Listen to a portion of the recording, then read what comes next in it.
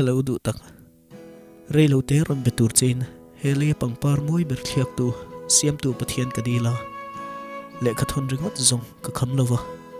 Abiak ngei chi ka chakani Soidu le ashul chak chi ka nei trawa Ma se hun kan nei tlem sia Ka soi vek lo meng o Imbiak le huna soya ka khek mayang I mo Ka pangpar moi berini ka ti thin kha Nia ila moi ringani Pangpar moi ber thiani khan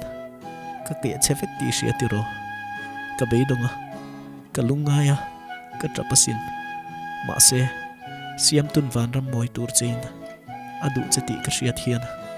Trap chungin ka nui le chin Ka ngay zia chichi siya tiro Le khathona ka ron zia na sat kha Van rama dak pun tamem In dak pu chuan Le khathon dong zinga ti fu lo chemo Achang chuan kain tharunga Ron thon lo che ka tum uk thina Ma se Ka ngay em avang che hian ka ziak le thina Apoi lo tiro Ma na khana Chana ka dong ngay lo kha Ka vui trep thina Ka ron soi to kha Ma se Chana don ka phut kher lo Ichiar tur ka ron thon thei ngot po kha kalom Chuan mo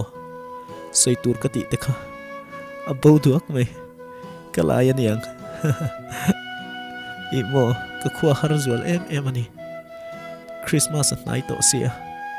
Kamal don khop may Eng tin ngay kaman don tipo ka shalo Siam tun pal sila chuan Iom na man ka chak le may Ikia nga voy khatal hun mana Thinlung takalim ka chakasin Imo Kangay em chani Bar khatlen matrang day to khan He hun pui lo theng tur himo Ka hupur ema Om nila chuan Engkim adik tur Imo Itel lawa hun man hi Ka vaning to tak em Ikia nga lo kal ka ngaklel tak zet to ni Imu tiro Itaksa kan zal na rolung ka Kan chay mo iti em Ita na kan ti thay to kan isi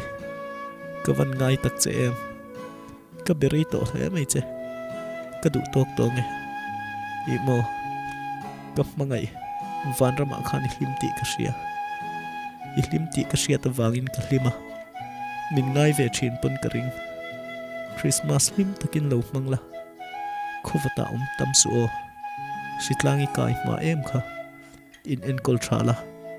Karon bele avatang che Du tak Christmas chibay